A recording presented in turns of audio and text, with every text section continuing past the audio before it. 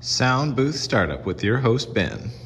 Step 1, find the remotes. Oh, hey, there's the remotes. And step 2, get this remote because it turns on that middle TV.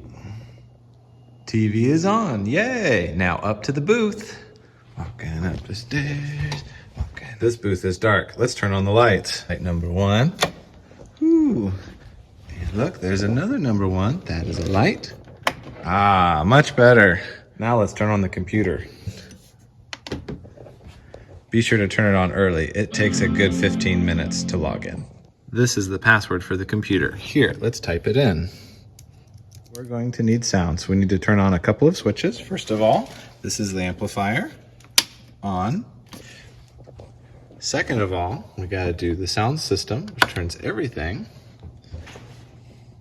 And number 3, making sure that there is a light on, yes. And that should come on when you turn on the sound system switch.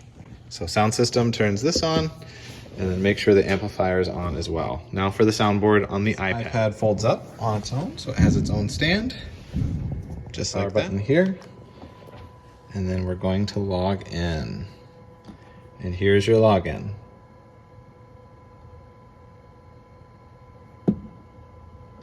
Once you're logged in, you're going to want to go to the X-Air, which is your soundboard. We're going to have to give this a minute or two because it needs to communicate with the Wi-Fi that's coming out of that box. And so we are going to close this, or keep it open if you want, swiping up. If we go to settings, and then to Wi-Fi,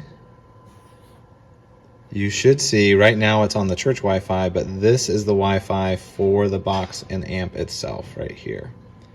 Make sure that that's connected.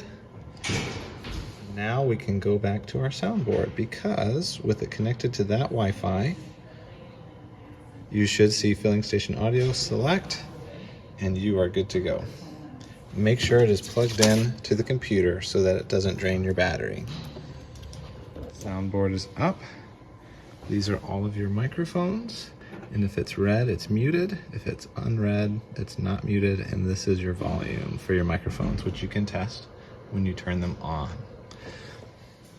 If you scroll down, you will see that right here where it says iMac, that is your volume for your computer. So if you're playing any music or Spotify with the mute and unmute and volume. Now the computer is finally logged in about 10 minutes later, and you can see your Spotify right there if you want to play music. Again, your volume will be right here on the iPad.